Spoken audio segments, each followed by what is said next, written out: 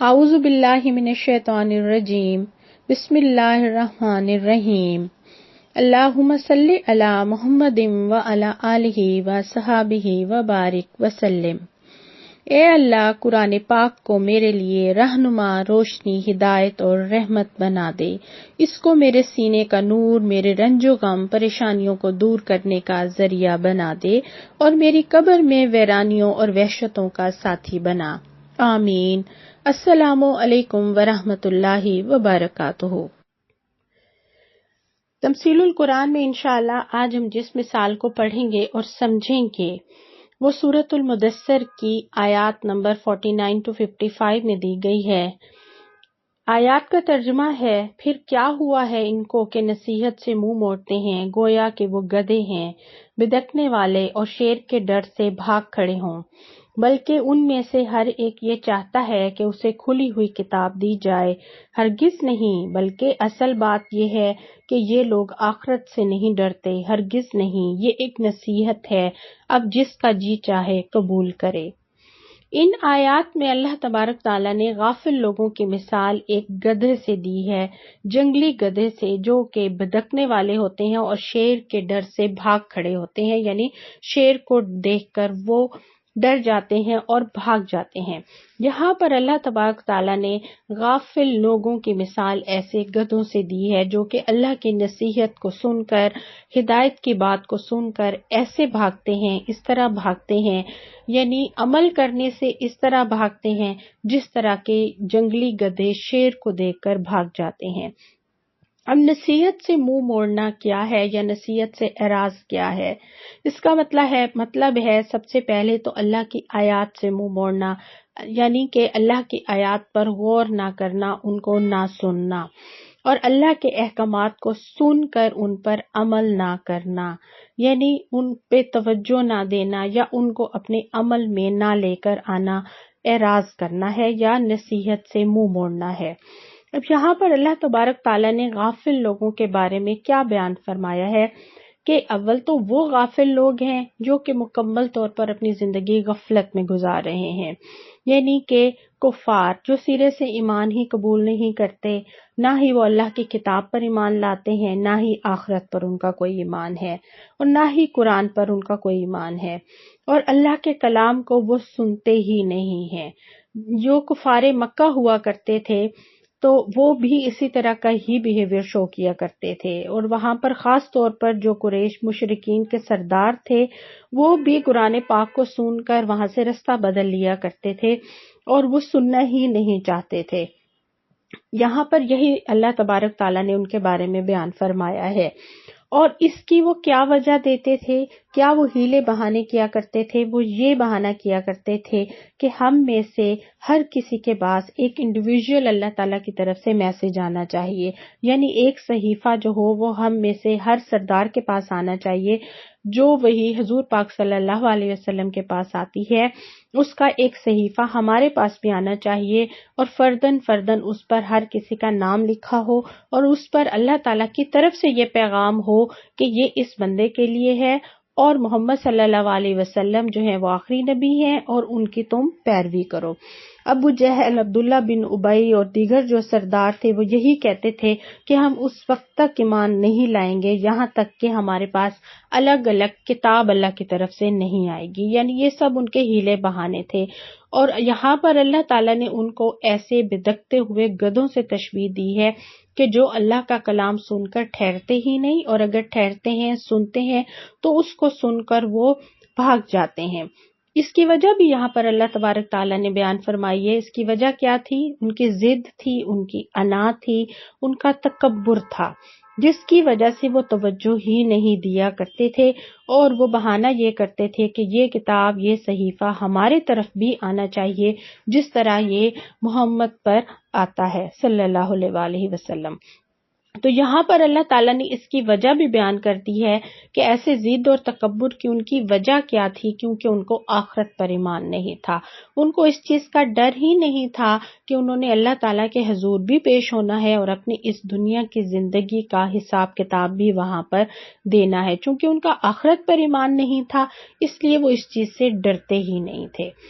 اب اس کے مقابلے میں اگر ہم اس دنیا میں دیکھیں تو دوسرا وہ شخص ہے جو کہ ایمان تو لاتا ہے، اس کا اللہ تعالیٰ کی کتاب پر بھی ایمان ہے، وہ مسلمان بھی ہے، لیکن وہ اپنی زندگی غفلت میں گزار رہا ہے۔ کس طرح وہ غفلت میں گزارتا ہے؟ ہمارے لیے یہاں پر کیا سبق ہے؟ ایسے غافل شخص کا رویہ کیا ہوتا ہے کہ وہ اللہ کے احکامات کو سنتا تو ہے، ایمان بھی لاتا ہے، لیکن اس کے بارے میں، ان احکامات کے بارے میں وہ اس قدر لاپرواہ ہوتا ہے کہ ان پر توجہ نہیں دیتا اور اس کو پھر وہ عمل میں لے کر نہیں آتا۔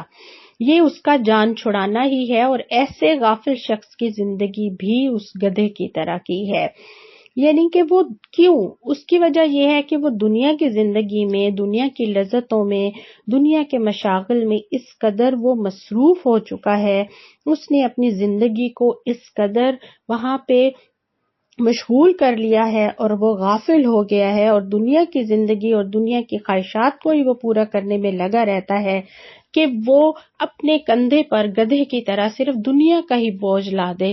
پھرتا رہتا ہے، نہ ہی وہ اللہ کی نصیحت کو سنتا ہے اور نہ ہی وہ اس پر عمل کرتا ہے، بلکہ اس سے اس طرح منہ پھیرتا ہے جس طرح کے گدھا شیر کو دیکھ کر بھاگتا ہے۔ اب اللہ تبارک تعالیٰ نے قرآن پاک میں مومن کا رویہ بھی ہمیں بیان فرمایا ہے کہ مومن کیسا ہوتا ہے، اور حدیث میں بھی ہمیں مومن کے رویے کے متعلق پتہ چلتا ہے۔ جس طرح ایک حدیث میں آتا ہے جس میں مومن کی صفت بیان ہوئی ہے کہ جب مومن کو نصیحت کی جاتی ہے تو وہ اسے قبول کرتا ہے،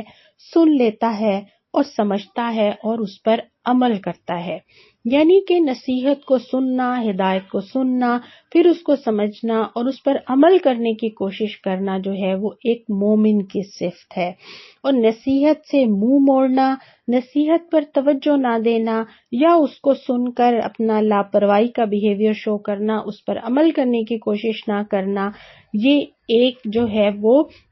غیر مومن کا رویہ ہے، یعنی ایک غافل شخص کا رویہ یہاں پر بیان فرمایا گیا ہے، اور ایسے غافل شخص کی جو زندگی ہے وہ اس گدھے کی طرح کی ہے۔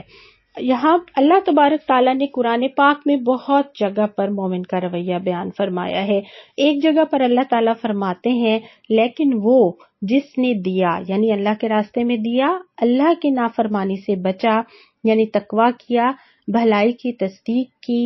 یعنی نصیحت کو قبول کیا اور اس بنا پر عمل کو اپنے درست کیا، تو ہم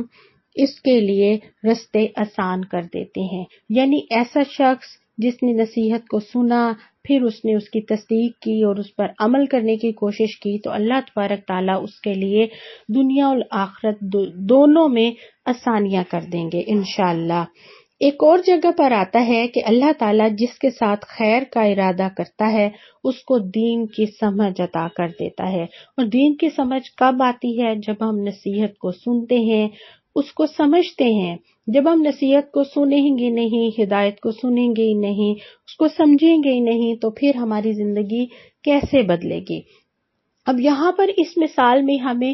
دو انسانوں کا رویہ پتہ چلتا ہے۔ ایک وہ ہے جو کہ ہدایت کو قبول کرتا ہے اور اپنی زندگی کو بدلنے کی کوشش کرتا ہے، تو اس کے لیے تو دنیا میں بھی بھلائیاں ہیں، آسانیاں ہیں، اور آخرت میں بھی انشاءاللہ اس کو بہترین اس کا صلہ ملے گا۔ اور دوسرا شخص کون سا ہے؟ جو کہ لاپرواہی میں اپنی دنیا میں ہی لگا ہوا ہے، اس کا رویہ جو ہے دین کے معاملے میں انتہائی لاپرواہ ہے، نہ ہی دین کو سمجھنے کی کوشش کرتا ہے اور نہ ہی اس سے اپنی عمل کو بدلنے کی کوشش کرتا ہے۔ اگر اس کو کوئی نصیحت کی بات کی بھی جائے تو وہ اس کو سنی انسنی کر دے گا۔ تو ایسے غافل شخص میں کے بارے میں بتایا گیا ہے کہ جو اللہ کی کتاب سے، اللہ کے احکامات سے دور بھاگے گا اور سن کر بھی لاپرواہ رہتا ہے، تو ایسا شخص بہت بدبخت ہے۔ سورۃ طٰہٰ میں آتا ہے کہ جو میرے ذکر سے منہ موڑتا ہے اس کے لیے میں زندگی تنگ کر دیتا ہوں۔ یعنی اللہ تبارک تعالیٰ ایسے لوگوں کے دلوں سے سکون اور خوشی کو ختم کر دیتے ہیں جو اللہ کے راستے سے ہٹ کر دنیا میں ہی پڑے رہتے ہیں۔ اب اس مثال کے آخری آیت میں اللہ تبارک تعالیٰ نے اپنی سنت بیان فرمائی ہے کہ جو قرآن پاک سے، اللہ کی تعلیمات سے اعراض برتیں گے، یعنی اس سے منہ موڑیں گے، اس سے دور ہٹیں گے، زندگی کو صرف اپنی خواہشات کے مطابق گزاریں گے، ہدایت کے طلبگار ہی نہیں ہوں گے، تو پھر اللہ تعالیٰ ایسے لوگوں کو ہدایت نہیں دیتا۔ اللہ تعالیٰ اپنی ہدایت انہی لوگوں کو بخشتا ہے جو اپنی ان صلاحیتوں کو کام میں لاتے ہیں اور ہر نصیحت کو سننے اور سمجھنے کے لیے اپنے کان کھلے رکھتے ہیں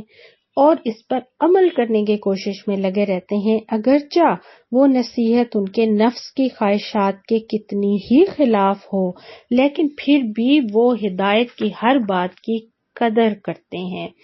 اور اس کے بعد اللہ تبارک تعالیٰ نے فرمایا کہ جن کے دلوں میں اللہ تعالیٰ کا خوف ہوگا، قیامت کے دن وہی اس سے فائدہ اٹھائیں گے اور وہی مغفرت کے اہل ہوں گے۔ اللہ تبارک تعالیٰ ہمیں ہمیشہ نیک زندگی گزارنے کی توفیق عطا کرے، ہمیں ایسی غفلت والی زندگی سے بچا لے۔ اللہ تعالیٰ ہم سب کا خاتمہ ایمان پر کرے اور ہمیں جو نعمتیں اللہ تعالیٰ نے عطا کی ہیں، جو وقت دیا ہے، جو ہمیں صلاحیتیں دی ہیں، ان کو دین کے کاموں میں بہترین طریقے سے استعمال کرنے کی توفیق عطا فرمائے۔ اللہ تعالیٰ ہم سے راضی ہو جائے، آمین یا رب العالمین۔